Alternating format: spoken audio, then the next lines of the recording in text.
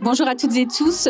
Ce week-end a eu lieu la 4e édition de l'hackathon portée par l'AE qui a un domaine d'action sur tout le Pas-de-Calais. L'hackathon, c'est des jeunes qui sont volontaires, qui ont envie d'eux, qui ont des idées, des projets. Et pour ce faire, l'AE, les équipes salariées et bénévoles se regroupent pour les accueillir pendant 30 heures.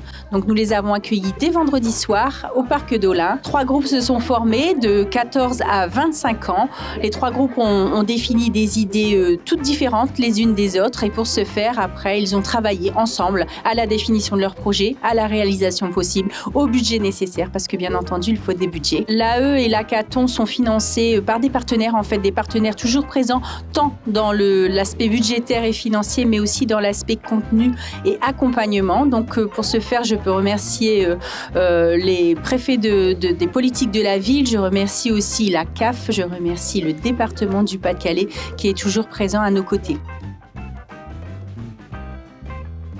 Hier et aujourd'hui, on a créé notre projet. C'est l'atelier des héroïnes, notre projet. Ça va être un jeu pour permettre aux femmes de leur montrer que du coup, elles peuvent accéder à des métiers d'hommes. On aura forcément aussi des simulations qui permettront de découvrir certains métiers également. Par exemple, au niveau de la mécanique, automobile, etc.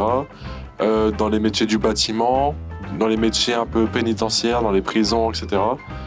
On aura aussi des tailleurs de pierre, l'ONICEP. Donc l'ONICEP, c'est vraiment pour aider dans l'orientation, le parcours scolaire. Il y aura des professionnels de ces métiers-là et aussi des étudiants qui sont au lycée pro, par exemple. Et du coup, en fait, le but, c'est qu'on va faire un escape game. Pendant cet escape game, c'est de faire des ateliers. C'est pour ce qu'on s'appelle les ateliers des héroïnes. Au niveau de la mécanique, on aura une construction de moteur à faire. Dans l'atelier avec les simulations, on aura du coup plusieurs métiers à découvrir. Utiliser le volant comme utiliser une grue ou des engins qu'on puisse normalement pas accéder sans potentiellement un permis. Et du coup, pour clôturer l'événement, il y aura aussi une pièce de théâtre, un petit sketch d'humour qui parlera de ce sujet-là, donc des femmes au travail d'hommes, etc.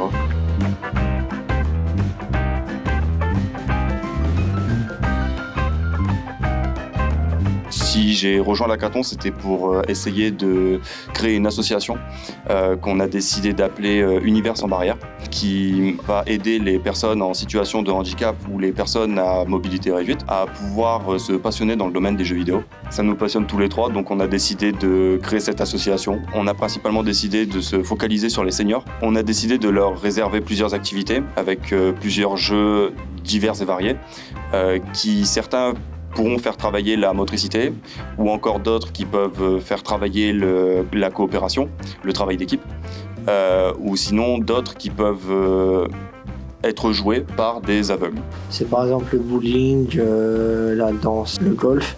On a aussi pensé par exemple à un jeu japonais qui s'appelle Taiko no Tatsujin, qui en fait est un jeu de rythme où la manette c'est littéralement un tambour et on doit taper juste en rythme avec la musique afin d'obtenir ne serait-ce qu'un très bon score à la fin. Ça permet en fait aussi aux personnes en situation de handicap ne serait-ce que d'avoir comme un défouloir. On a pensé aussi sur les plateformes VR, réalité virtuelle. C'est un jeu de canoë. Personne comme ça ne peut pas vraiment le faire en réalité. Et on a pensé aussi à un jeu de nettoyage. On doit juste nettoyer fond en comble des monuments ou des maisons ou des barrières.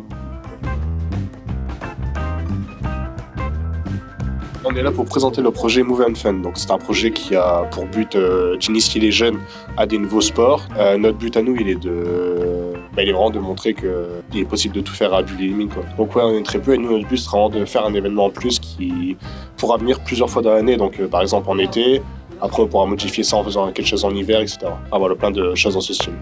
Du coup, ce projet consiste à faire amuser les jeunes, à pas rester scotchés sur les écrans, profiter un peu dehors avec ses copains, avoir, comme il a dit, avoir des préventions avec les pompiers, faire des initiations de sport comme le MMA, le mur d'escalade, le football, bubble, Vient de se terminer à l'instant la restitution auprès des membres du jury. Donc l'on a pu découvrir des projets pour tous, des projets qui s'adressent à la fois à des publics en situation de handicap, dont l'inclusion est indispensable, à des thématiques très, très actuelles, hein, c'est-à-dire la difficulté parfois, égalité femmes-hommes, la découverte des métiers et pourquoi une femme ne pourrait pas être mécanicienne. Donc là, on a des découvertes de métiers aussi et puis la mise en place d'un festival à destination de tous les publics.